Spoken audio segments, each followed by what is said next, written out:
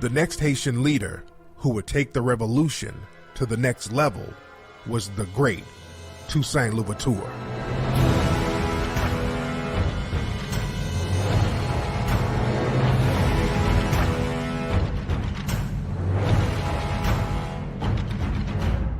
He was raised by a woman from Dahomey.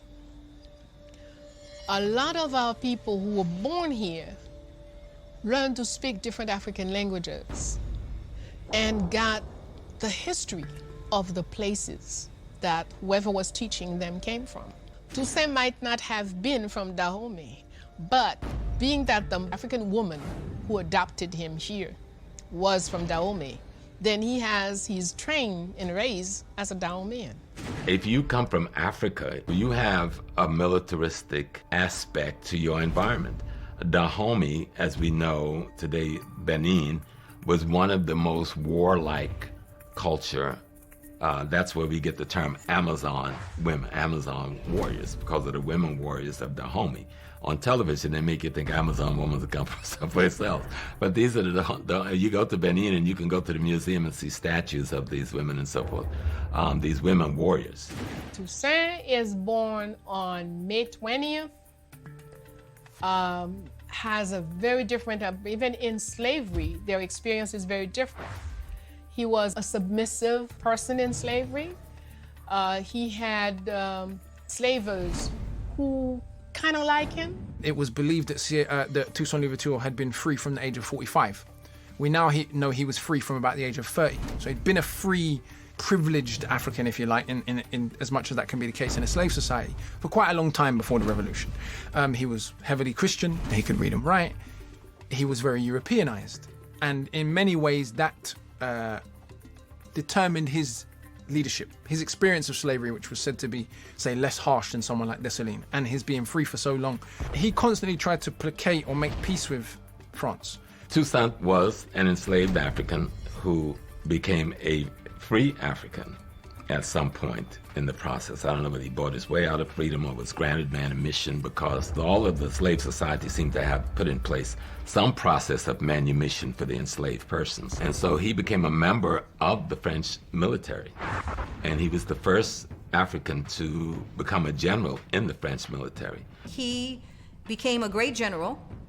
But what he's noted for is that before he even went into fighting, he made sure that his enslavers were off to America, okay, because he didn't kill them. And he always really had an affinity for the French. He was operating in very difficult circumstances. I mean, it's not as if black people in Haiti had natural allies in the hemisphere. They had antagonists in the hemisphere. With regard to Cuba, which was controlled by the Spanish, that was an antagonist. With regard to Jamaica, controlled by the British, that was an antagonist. Of course, the United States was not altogether friendly. And then, of course, there was the French. And so he was maneuvering, aligning with one power against another power. In 1802, Napoleon sent one of his generals, Charles Leclerc, over to Haiti so that he could try to bribe Toussaint into turning on some of the other Haitian leaders. Early on in May 1802, he is speaking to Toussaint. He sent for Toussaint. Toussaint came, and in the room there were two chairs, a table. On that table, 1 million francs. And he said to Toussaint, "This money is yours." And Toussaint said, "Well, what do I have to do for it?" He says, "Nothing. Just bring me Dessalines' head." Toussaint put both his arms on the money, and he says, "If it is Dessalines' head that you want, you may as well cut both my arms right now." He also develops a mindset that I'm respected as a French successful soldier. And so it was to his detriment that he thought that the military relationship that the French had for French soldiers would allow him to survive their imprisonment. And they don't apply that military standard to African peoples. Napoleon understood that Toussaint wanted to get that respect from the French. Toussaint really wanted that respect. Toussaint really wanted to be accepted by the French military.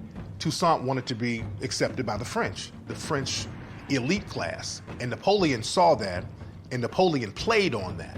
So then little by little, Toussaint became the top guy here, period. Militarily and politically. And that's when he's going to do a constitution. He's going to have a constitution written and ban slavery. Of course, that was what brought his demise too. At that point, when Napoleon received the constitution that Toussaint produced here, he is vexed to the last degree and decide that Toussaint must die. So Napoleon wrote letters to Toussaint inviting him to come over to France so they can negotiate, so they can talk. Napoleon stepped to Toussaint like, we're the same. We're French generals. We're French military men. We're French. And Toussaint fell for that, and when Toussaint went over there, they captured him, put him in jail, and he died in jail. Now, Dessalines would not fall for that trick. He knew how brutal the white supremacists were. And of course, you know the sad story of his end, how he goes thinking that he's going to negotiate with his French antagonists, and they arrest him and bundle him off to Europe, where he dies, and where, of course, he utters the immortal words that his death will not stop the revolutionary process. And in fact, he was correct, because it's carried on. In the course of fighting Leclerc, who was the brother-in-law of Napoleon, who had come down to head one of the armies, Toussaint get captured. I think this is 1803 or 1802, 1803. And then he's taken to France, where he's really starved to death. They said he died of maybe tuberculosis. They starved him to death. And that's when Dessalines assumed the leadership of the army.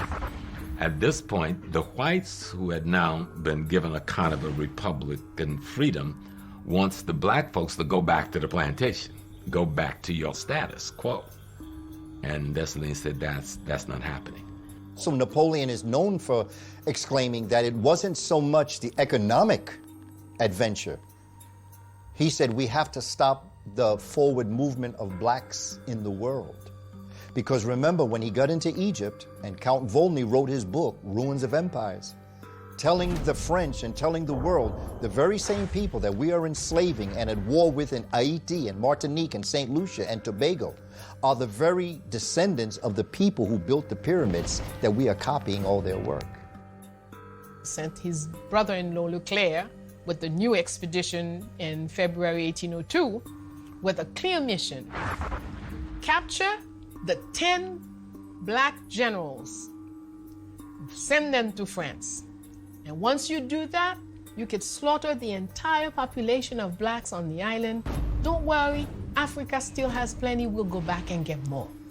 Jean-Jacques, at the end of the day, he didn't like the idea of like Toussaint going to France, you know what I mean? It was like, yo, I'm telling you, this is not gonna work out. But in the dungeon though, Toussaint always says something, and they teach us this at a young age.